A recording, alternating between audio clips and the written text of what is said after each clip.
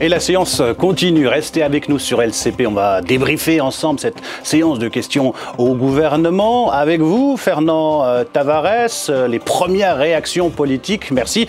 Et à tout à l'heure. Et c'est la tradition, un face-à-face entre deux députés. Aujourd'hui, pour l'UMP, Jacques Millard et pour le Parti socialiste, Alexis Bachelet. Vous pouvez leur poser toutes les questions. Ça se passe sur Twitter avec le hashtag QAG pour questions au gouvernement. Bienvenue dans la séance continue.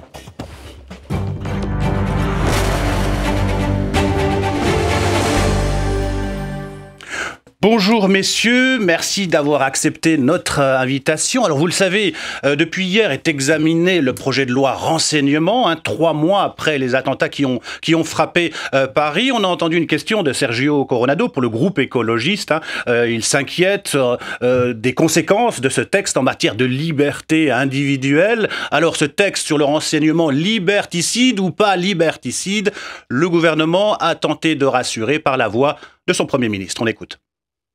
La première des menaces que nous avons à affronter, c'est celle du terrorisme. Et je ne voudrais pas que dans le débat ici, comme dans le débat public, on puisse croire un seul instant que ce sont nos libertés et notre état de droit qui seraient menacés par ce texte. Je ne peux pas l'accepter. Je ne parle pas de votre intervention en particulier, mais à force de lire un certain nombre d'interventions, parfois même surprenantes, sur différents bancs, parlant de police politique, ou dans certains éditoriaux, je me dis qu'on est vraiment à côté de la plaque. Et je veux dire très clairement aussi que quand je lis que nous serions en train de légiférer sous la menace du terrorisme, c'est non seulement une erreur que de le dire ainsi, mais c'est une faute, et c'est une faute politique. Alors l'objectif de ce texte, vous le savez, c'est donner plus de moyens aux services de renseignement et en même temps d'encadrer l'activité de ces services de renseignement. Jacques Millard, en l'état actuel des choses, est-ce que vous allez voter ce texte? Oui, je vais voter ce texte ainsi qu'un grand nombre de députés UMP. Il y a encore des petites choses à préciser, notamment sur la présence des députés dans la CNTCR, la Commission nationale des techniques de renseignement, de contrôle des techniques de renseignement. Je pense qu'on va y arriver sans trop de difficultés. Pourquoi ? Bien, pour la première fois, effectivement, c'est un texte qui encadre, qui donne une base légale à l'activité des services, et nous répondons par ce biais à ce qu'est, je dirais, les normes européennes et notamment de la CEDH, c'est-à-dire de la Cour européenne des droits de l'homme. Deuxièmement, nous donnons des moyens, nous autorisons les services à utiliser des moyens nouveaux technologiques qui sont aujourd'hui utilisés par des officines. Alors, ce serait quand même extraordinaire de voir des privés qui utilisent en totale illégalité un certain nombre de méthodes pour écouter et que les services ne sait pas. Et puis surtout, tout est encadré par la Commission nationale de contrôle des techniques de renseignement avec la possibilité de recours. Ça, c'est très important. C'est-à-dire que vous, moi, vous vous estimez victime d'une écoute illégale, eh bien, vous pouvez introduire une requête au Conseil d'État et qui va vérifier. Et si d'aventure, il y a effectivement violation, c'est fait dans hors norme, de manière illégale, eh bien, le dossier est transmis au procureur. Donc, pour la première fois, on a quelque chose de cohérent. J'ajoute une chose, c'est que ce texte n'est pas sorti après les attentats de Charlie. C'est un texte qui est en gestation, même avec l'ancien gouvernement. Donc, je crois qu'il y a un moment, il faut savoir prendre les choses dans la durée. Et ça ne veut pas dire qu'il n'y aura jamais de problème. Mais aujourd'hui, on donne des bases légales. C'est la raison pour laquelle, moi, je suis assez choqué par les déclarations de liberticide. Je pense que c'est de l'écume médiatique et journalistique. Alexis Bachelet, la protection des libertés individuelles, c'est quand même un thème éminemment de gauche. Est-ce que vous comprenez les craintes du député écologiste ? J'espère que la défense des libertés publiques n'est pas que l'apanage de la gauche. J'imagine que c'est l'apanage de tous les républicains et que sur tous les bancs de cette Assemblée, on n'a que des députés attachés à la défense des libertés publiques. En tout cas, ce qu'il faut se dire, c'est que la philosophie qui anime, je crois, la majorité, c'est un peu ce que Robert Badinter, qui a été sénateur dans mon département, avait résumé d'une phrase « Oui à l'état de droit, non à l'état de faiblesse ». Autrement dit, il est très clair que quel que soit je dirais, le contexte national et international, car Jacques Millard a raison. Cette question de la mise dans la loi, de l'encadrement des pratiques de nos services renseignements n'est pas une question nouvelle. Ça n'est pas une question uniquement liée aux événements que nous avons vécus au début de l'année 2015, aux attentats. Certes, les attentats créent un climat, je dirais, qui rend peut-être le sujet un tout petit peu plus sulfureux et un tout petit peu plus d'actualité. Mais le débat était déjà posé depuis plusieurs mois, peut-être même sous l'ancienne majorité, je ne sais pas. Mais en tout cas, il est très clair que la nécessité d'encadrer un certain nombre de pratiques qui sont déjà le quotidien de nos services de renseignement est une avancée démocratique. Pour autant, toutes les questions sont légitimes. La manière dont sont collectées les données, comment sont prises les décisions de mettre en place des écoutes, et en particulier des écoutes qui aujourd'hui, grâce aux technologies dont nous disposons, deviennent très intrusives. Il n'y a plus vraiment de séparation entre la vie et la vie privée. Je veux dire, aujourd'hui, on peut mettre des portables, les ordinateurs, donc toute chose, il faut le reconnaître, qui anime nos vies quotidiennes, à nous tous, que ce soit sur notre vie personnelle ou notre vie professionnelle. Donc il est clair aujourd'hui que toutes les questions liées à l'opportunité, à la mise en œuvre de ces procédures et surtout les contrôles et les recours, Jacques Maire en a parlé, sont tout à fait légitimes, et je crois qu'il faut que le gouvernement et les parlementaires aussi, avec des amendements qui peuvent éventuellement améliorer le texte, soient en capacité de répondre à cette question. Sur cette collecte des données, sur ces écoutes, question pratique, je cherche un terroriste, je tombe sur un fraudeur fiscal. Je laisse filer le fraudeur fiscal? Non, vous devez redemander à ce moment-là... lorsque vous demandez une autorisation, le CIC vont demander une autorisation, c'est en vue, effectivement, vous l'avez dit, du terrorisme. S'ils le demandent pour... Alors, eh bien, s'ils collectent autre chose, ils ne peuvent pas l'utiliser, il doit y avoir une nouvelle demande. Donc, il est clair que de ce côté-là, l'encadrement est assez fort. Mais ce qui est important, parce que même si moi je suis d'accord sur cette loi, il va falloir que derrière, cette commission nationale de contrôle des techniques de renseignement ait les moyens. Et c'est là-dessus qu'il va falloir se battre après, parce que ça va demander beaucoup de travail. C'est-à-dire qu'on sort de la loi de 91 avec la Commission nationale d'interception des sécurités, vous êtes à quelqu'un, il faut des techniciens, il faut une véritable administration, donc il va falloir donner des moyens. Sur cette question de moyens, on a un tweet d'une téléspectatrice, Karim Abé. Les services secrets n'arrivent déjà pas à gérer 1000 présumés profils de terroristes, alors 66 millions de Français. Ça vous inspire quoi? Ça, c'est une polémique du Café du Commerce. Et de toute façon, je vais vous dire, c'est le problème du chalut, etc. Vous savez que les Américains vont au chalut et puis ensuite ils regardent ce qu'il y a dedans, avec des algorithmes qui sortent, terroristes ou bien attentats contre LCPAN, voilà. Donc ils les sortent. Voilà. Donc il est clair que pour nous, c'est pas du tout la même chose. Nous avons des moyens d'écouter le monde entier, c'est vrai, et tant mieux que la France a des moyens pour écouter le monde entier, mais dès lors que ça va tomber dans le champ national, la CNTCRC est compétente. Cette commission est compétente et donc elle va être sous le contrôle. Donc il n'y aura pas de chalut sur le plan national, mais ce sera en fonction de la demande qui a été faite et avec un contrôle. Alexis Bachelet. Oui, ça c'est très important. Parce que ce qui peut effrayer certains de nos compatriotes, c'est la comparaison avec le Patriot Act et avec les méthodes de la NSA. Et effectivement, cette surveillance... Manuel Valls, George Bush, même combat. Non, mais justement, Jacques Maire le dit, et je crois que c'est très important, il faut bien l'expliquer pour qu'il n'y ait pas de fantasme et de peur, mais c'est normal qu'il y en ait aussi. C'est qu'on n'est pas dans une logique de quantitatif et de surveillance tous azimuts, et de mise sous surveillance de toutes les communications, de tout le monde, tout le temps. C'est pas du tout la philosophie qui est la nôtre. Ça a été celle des Américains, et ça a d'ailleurs eu quasiment aucun impact sur la lutte contre le terrorisme, qui reste un des objectifs fondamentaux, puisque quand on a le ratio entre le nombre, les millions de personnes, les millions de conversations écoutées, et le résultat, le nombre d'affaires que ça a généré en termes d'efficacité dans la lutte contre le terrorisme, c'est epsilon. Donc on ne va pas reproduire ce système-là. Oui. On est dans une logique plus qualitative et surtout plus encadrée. À ceci près, il faut rendre, je dirais, ce qui appartient à César, c'est que dans un certain nombre d'attentats qui devaient se dérouler dans le sud de la France, ce sont sur des renseignements de la NSA, alors que nous interdisions d'écouter. Donc c'est les Américains qui nous ont signalé un certain nombre de petits problèmes. Donc c'est la raison pour laquelle, à juste titre, le Premier ministre a pris la décision de permettre aux services d'avoir des renseignements également sur le plan national, mais extrêmement encadrés et en fonction de la requête qui est présentée. Et un autre point, parce que c'est vrai, le renseignement technique, tout le monde en parle, on croit que c'est parce que vous avez des ordinateurs que vous allez pouvoir tout vérifier, etc. n'oublions pas le renseignement humain. N'oublions pas le renseignement humain qui est véritablement à la base même de l'origine du renseignement. Je dirais, Internet n'est pas vieux, mais ce sont des moyens techniques, mais c'est insuffisant. Il faut le compléter par du renseignement humain. Sur la procédure, utiliser la procédure accélérée, est-ce que c'est une bonne chose? Est-ce qu'il ne faut pas laisser le temps aux parlementaires de discuter de ces problématiques importantes? Ou alors, est-ce qu'il fallait le faire? Je suis dans l'opposition, je vais dire c'est scandaleux, etc. Bon, finalement, vous ne le dites pas. Hein? Non, mais c'est pas que je le dis pas. C'est que je pense qu'effectivement, il faut quand même regarder, parce que parfois le diable peut être dans le détail. Bon, ça va passer à la Haute-Chambre, il va y avoir la CMP. Peut-être qu'on aurait pu avoir une navette, je vous l'accorde volontiers. Mais il est urgent aussi de mettre en place les dispositifs pour votre sécurité comme pour la mienne.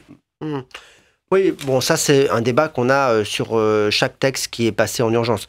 Moi, ce que je trouve dommage dans notre pays, c'est que, au fond, ce débat, il avait commencé il y a plusieurs mois. C'est au moment où il arrive à l'Assemblée nationale que vraiment le sujet devient visible, médiatique, et qu'on en parle. Il faudrait peut-être qu'on trouve un moyen, ça se fait dans un certain nombre de pays, de mieux associer en amont les citoyens, les gens qui dans la société civile ont un avis sur ces questions, et je pense que c'est des questions qui sont vraiment grand public, qui intéressent tout le monde, parce que tout le monde va sur Internet, tout le monde utilise un téléphone portable, et c'est dommage qu'au fond, on ne soit uniquement concentré sur le débat parlementaire, alors que peut-être avec une préparation en amont, des débats et des explications sur un temps plus long, on pourrait peut-être éviter certaines polémiques et une certaine crispation qu'on sent bien ici et là sur ce texte. Voilà, moi c'est ma remarque. Après, effectivement, bon, le gouvernement a choisi l'urgence, à mon avis, parce que le contexte. Faut être clair là-dessus, pour le coup. Bon, ça peut se légitimer. Il faut aujourd'hui que ce texte soit adopté. Mais évidemment, avec un maximum de garanties. Il se méfie de sa propre majorité sur certains points. C'est peut-être pour ça qu'il veut que le débat aille vite, de manière qu'on n'y revienne pas. Non, mais vous pourriez être d'accord avec moi. Peut-être qu'on pourrait mieux préparer l'arrivée de ce type de texte par des débats alors, nous en dehors de l'hémicycle. Nous en étions saisis à la DPR. Messieurs, je vous interromps. Le vote sur le projet de loi santé de Marisol Touraine va débuter. Vous allez voter quoi, vous, personnellement? Je vais voter contre. On va quand même pas voter contre les salles de shoot et le tiers payant. Voilà. Alexis Bachelet? Je voterai évidemment pour la généralisation du tiers payant, pour l'encadrement des salles de shoot et pour un certain nombre de mesures qui vont dans le bon sens. Exactement contraire, en ce qui me concerne. Allez, on rejoint tout de suite l'hémicycle. Afin de conforter son excellence. Voici le résultat du scrutin. Votant 562, suffrages exprimés 552, majorité absolue 277, pour 311, contre 241. L'Assemblée nationale a adopté. La séance est suspendue.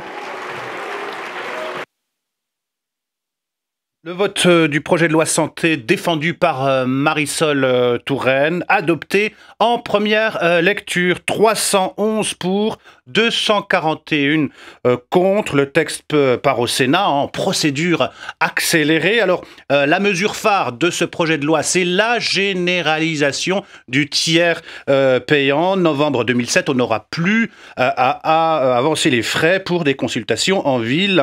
C'est l'une des mesures phares de ce projet de loi. Tout de suite, direction les 4 colonnes. Avec vous, Fernand Tavares, vous êtes aux côtés du député UMP Arnaud Robinet, un médecin, ça tombe bien. Un médecin, effectivement. Arnaud Robinet, on a entendu tout à l'heure l'orateur de votre groupe, est assez sévère, même très sévère, avec cette loi qui vient d'être quand même relativement bien votée. Notamment, l'UMP dit, si nous revenons au pouvoir en 2017, eh bien, nous abolirons cette loi. Alors, il n'y a pas cette loi qu'il faut abroger. Il y a la partie du tiers payant généralisé. Nous l'avons dit durant les débats, aussi bien dans l'hémicycle qu'en commission. C'est une erreur fondamentale. C'est la grande erreur du quinquennat de François Hollande. D'une part, on met à mal le système de santé. On déresponsabilise la plupart de nos concitoyens. Mais je dirais même que nous mettons nos médecins sous la coupole de l'administration. C'est-à-dire qu'il y a une étatisation du système de santé et on va mettre à mal le système libéral. C'est une grave erreur et il faudra que la République en prenne sa responsabilité. Lorsque la ministre dit que ce projet de loi qui vient d'être voté est, disons, une loi pour tous, pour faire de la médecine pour tous, en particulier les plus défavorisés.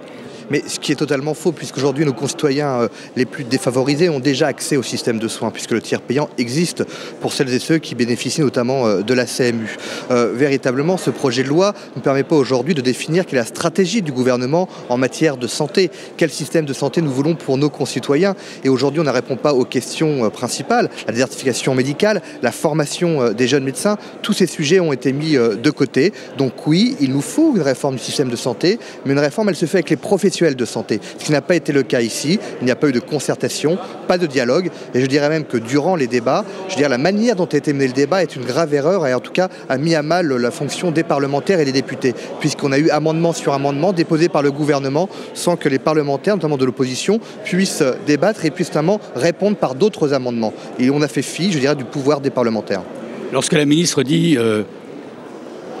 Lorsqu'on dit à la ministre, vous n'aimez pas la médecine libérale, vous n'aimez pas les cliniques privées. Ça, c'est l'UMP qui dit ça. C'est un peu de la provocation? C'est pas la provocation, c'est ce gouvernement qui n'aime pas les professions libérales. On l'a vu avec la loi Macron qui voulait mettre à mal les professions juridiques. On a Madame Touraine qui veut mettre à mal les professions libérales et notamment la médecine générale. On le voit, ce gouvernement n'aime pas les professions libérales et ils opposent le public au privé. Alors que notre système de santé français a besoin d'une complémentarité entre les deux systèmes. Je crois qu'aujourd'hui, nous n'avons plus les moyens d'opposer les deux systèmes. Si demain vous reveniez au pouvoir, quelle serait votre nouvelle loi par rapport à celle-ci? Il faut revoir le sujet de la désertification médicale, la formation des médecins et il y a la question également de la rémunération des actes. Car je trouve assez humiliant pour les médecins généralistes de se battre tous les 2 ou 3 ans pour une revalorisation d'1 ou 2 euros de l'acte. Et je crois qu'il faut mettre à plat la nomenclature et rebâtir une nouvelle nomenclature des actes. Merci beaucoup. Voilà pour le médecin UMP. Monsieur Bapt, s'il vous plaît. Nous sommes toujours en direct. Un autre médecin socialiste de la majorité. Alors, que pensez-vous du résultat? 311 voix pour, 241 voix contre. D'abord, ce premier résultat. C'est un très bon résultat pour la majorité parlementaire. C'est un texte qui a su réunir, à l'exception regrettable, effectivement, de quelques députés du Front de gauche et chez les radicaux de gauche. Alors vous qui êtes médecin, lorsque vous entendez l'opposition dire oui, si nous revenons nous un jour au pouvoir, eh bien nous abrogerons cette loi, et puis cette loi c'est contre les médecins libéraux, c'est contre les cliniques privées, bon, on est dans la caricature? Oui, on est dans la caricature parce que cette loi impulse un triple mouvement qui est une impulsion historique. D'abord l'introduction pour la première fois de la dimension de la santé environnementale dans un texte de santé publique avec la définition du concept d'exposome pour le risque chimique. Ensuite, la révolution du virage ambulatoire, la révolution du premier recours. C'est quelque chose qui va s'étaler dans le temps. Et puis, enfin, l'arrivée de la santé à l'ère du numérique avec le DMP, avec l'open data, avec la sécurité pour les hébergeurs des données de santé, avec le parcours de soins du patient organisé autour de la meilleure transmission des informations. Alors la ministre a également dit que la priorité, c'était l'accès aux soins pour tous. C'est son credo, si j'ose dire. Est-ce que ce but est atteint pour vous? Il sera atteint lorsque nous aurons réussi le virage ambulatoire, l'organisation de la médecine de proximité, la lutte contre les déserts médicaux. Et il est mieux atteint avec l'amélioration de l'accès aux soins grâce à l'élévation des plafonds pour la couverture médicale universelle complémentaire d'une part et l'acquisition à la complémentaire santé d'autre part. Et il sera mieux atteint aussi avec le tiers payant généralisé lorsque tous les obstacles techniques, administratifs et financiers seront levés. On voit encore que le monde médical, d'une façon très large, est toujours mobilisé, même aujourd'hui encore, autour de l'Assemblée nationale. Comment expliquez-vous cette mobilisation ? Vous savez, le monde médical s'était beaucoup mobilisé aussi contre la loi de la majorité précédente, la loi Bachelot, HPST. Or, on a vu qu'un certain nombre d'éléments de cette loi avaient servi de support, notamment les conférences hospitalières territoriales, transformées en groupements hospitaliers territoriaux. Je pense que le monde de la santé, aujourd'hui, est en plein malaise, en plein aussi trop souvent corporatisme, à la veille d'élections professionnelles, ce qui n'a pas arrangé les choses en termes de calendrier. Mais je pense qu'il faudra faire ensuite, courant 2016, le service après-vente de cette loi et la réforme de l'hôpital d'une part, l'organisation de la médecine de proximité d'autre part. Tout ça, ça sera la mise en œuvre d'un mouvement qui doit transformer notre offre de soins au service de l'intérêt de l'ensemble des patients. Alors, la ministre a fait remarquer tout à l'heure au cours de la séance des questions au gouvernement qu'il y avait aussi un autre problème. Par exemple, pour certaines professions médicales, elle a cité les ophtalmologistes. Pour avoir un rendez-vous, c'est vraiment la croix et la bannière. Ça va de 1 mois, voire à 6 mois, par exemple, à Paris. Ah, voilà, Madame la Ministre. Alors, Madame la Ministre va être avec nous. Bonjour, Madame la Ministre. Merci. Nous sommes en direct sur la chaîne parlementaire. Alors, tout d'abord, le résultat. Je veux dire que je suis évidemment très heureuse et fière de ce vote à l'Assemblée nationale sur la loi que je porte sur la modernisation de notre système de santé.